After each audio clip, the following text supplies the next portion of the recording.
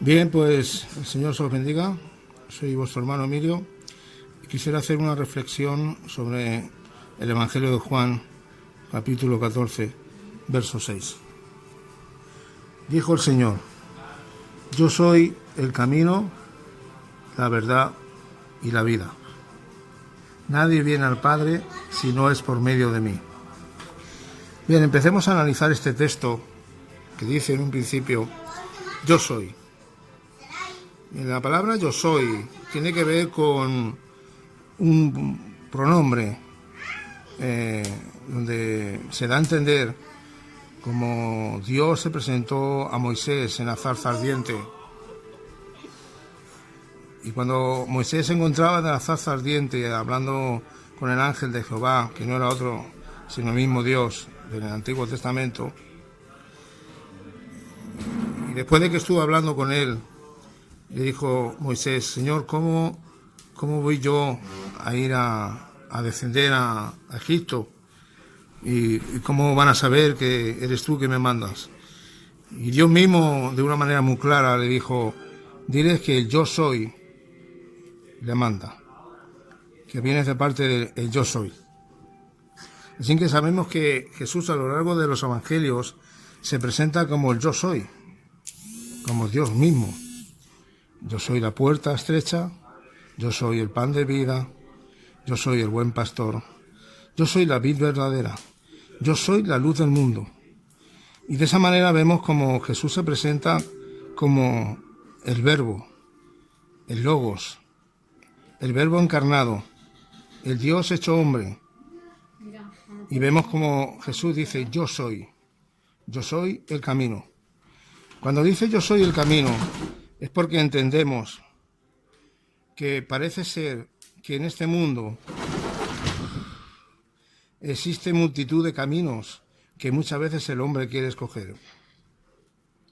Dice en Proverbios, dice que hay muchos caminos en el cual el hombre, ¿no?, dando a entender que puede escoger, pero al final de ese camino es un camino de muerte. Entonces, hay gente que por causa y consecuencia del pecado escoge un camino equivocado. Hay caminos que te pueden llevar a la perdición, y esos caminos son las drogas, son la mala vida, el simple hecho de querer rechazar a Jesucristo como Señor y Salvador, el ateísmo, la propia religión. La religión nos salva. Hay muchas más cosas, hay muchos más caminos que la gente escoge. Hay incluso aquellos que moralmente dicen que por el hecho de no hacer mal a nadie y vivir una vida moral correcta, que creen ellos que viven una vida moral correcta, no roban, no matan, no asesinan, no hacen nada indebido, intentan hacer el bien y creen que por sus buenas acciones van a conseguir el favor de Dios. Pero sabemos que la religión, por las obras, no somos salvos. Somos salvos por la gracia, por medio de la fe. Pero solamente existe un camino el cual te lleva a la pura salvación. Y ese camino se llama Jesús de Nazaret. Él es el único camino que por medio de él podemos alcanzar el favor de Dios y poder reconciliarnos para con el Padre. Después Jesús dijo: yo soy la verdad. ¿Por qué? Porque así como el padre de la mentira, en el Evangelio de Juan, capítulo 8, verso 44, vemos que Satanás, que Dios lo reprenda, es el padre del engaño y es el padre de la mentira. Vemos a Jesús hablando con los fariseos y diciéndole que vuestro padre es el diablo, por cuanto es padre de la mentira y engañoso de los principios de los tiempos. Y vemos aquí pues como que el mundo entero, dice en Primera de Pedro, dice que está bajo el maligno. Sabemos que el maligno es aquel ángel caído llamado Lucifer, el lucero del alba, el cual fue destituido de la creación de Dios por tener un corazón orgulloso y un corazón que quería sentarse en el trono de Dios, usurpar el trono de Dios, ¿verdad? Dios tuvo que destituirlo.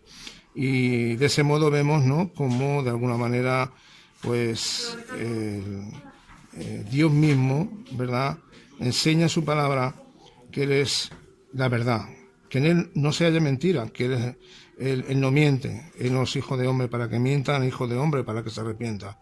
Así que vemos que en Él se halla la verdad, el poder de Dios se halla en que Él es la verdadera verdad.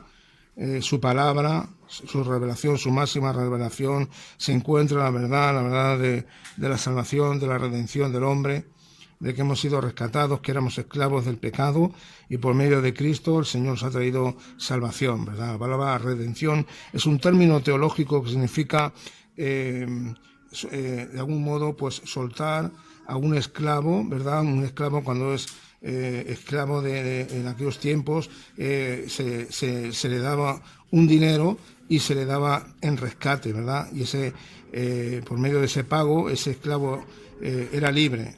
Así que nosotros éramos esclavos del pecado y el Señor dio su propia vida en rescate por nosotros, derramando su sangre derramada en la cruz del Calvario como una ofrenda, ¿verdad?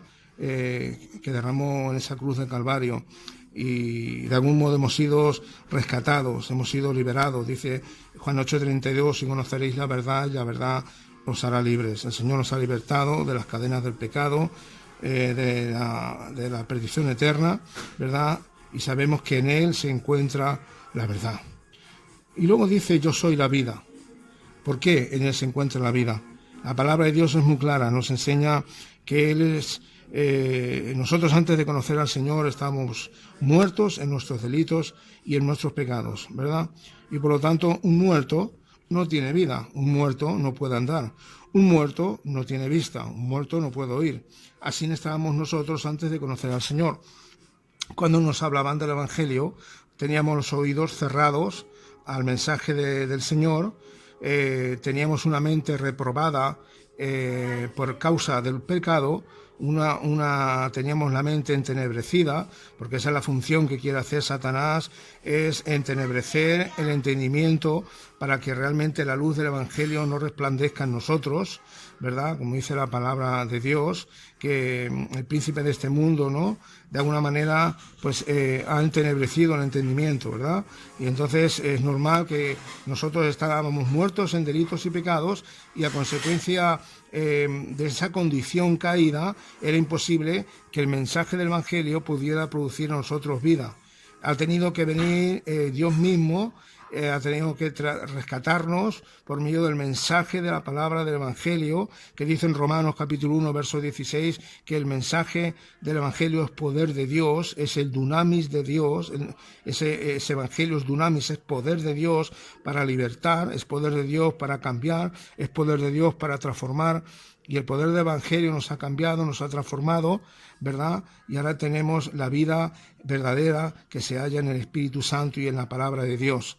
Él nos ha dado vida, nos ha resucitado por su Espíritu Santo y por medio de su palabra. Y ahora podemos decir que ya no somos hijos de ira, sino que somos hijos de obediencia, hijos del Dios Altísimo, injertados en la familia de Dios, ¿verdad? Esta gran familia, que nosotros somos el cuerpo místico de Cristo, y Cristo es la cabeza de la Iglesia. La cabeza de la Iglesia no es ningún apóstol, la cabeza de la Iglesia no es ningún profeta, la cabeza de la Iglesia no es ningún pastor ni ningún líder. La cabeza de la Iglesia es Cristo Jesús, que ha sido el fundador de la Iglesia. Por eso nosotros ahora que nos hemos reconciliado para con el Padre por medio del sacrificio de Cristo y por medio de esa redención, y el Señor nos ha justificado, nos ha regenerado, nos ha santificado, nos ha glorificado, ¿verdad? Y nos ha adoptado como hijos, y un día estaremos ante su presencia, delante de él, un cuerpo glorificado. Así que podemos deducir que Jesús es el camino, la verdad y la vida, y que ninguna religión puede dar la salvación, el perdón de pecados y la vida eterna. Y por lo tanto, el único camino que puede llegar hacia el Padre es por medio de Cristo. Por eso la Iglesia tiene el ministerio de la reconciliación, de reconciliar al mundo para con el Padre. Y reconciliar no es otra cosa que poner de nuevo en unidad, en unión, aquello que estaba por un tiempo unido, pero que por alguna circunstancia se separó. Antes de toda la creación, en el primer Adán, estábamos unidos, porque dice que el Espíritu del Señor se movía en medio de las aguas, que Adán y Eva tenían una comunión íntima para con Dios y hablando con Dios. Y ese era el propósito de que Dios creara al hombre, para que el hombre tuviera una relación personal, una relación con el Creador, ¿verdad? Pero vino el pecado y de alguna manera trajo muerte espiritual y muerte física por causa de que el pecado ha maldito la tierra, ha maldecido al ser humano, donde los días de la vida son acortados por causa del pecado y de la enfermedad, ¿verdad? Así que decir que solamente por medio del sacrificio expiatorio de Cristo, por la muerte vicaria del Señor en esa cruz de Calvario, nosotros tenemos acceso al trono celestial. Así que decimos que Jesucristo es el único camino al Padre. Te dejo con esta reflexión y que Dios te bendiga mucho. Bendiciones.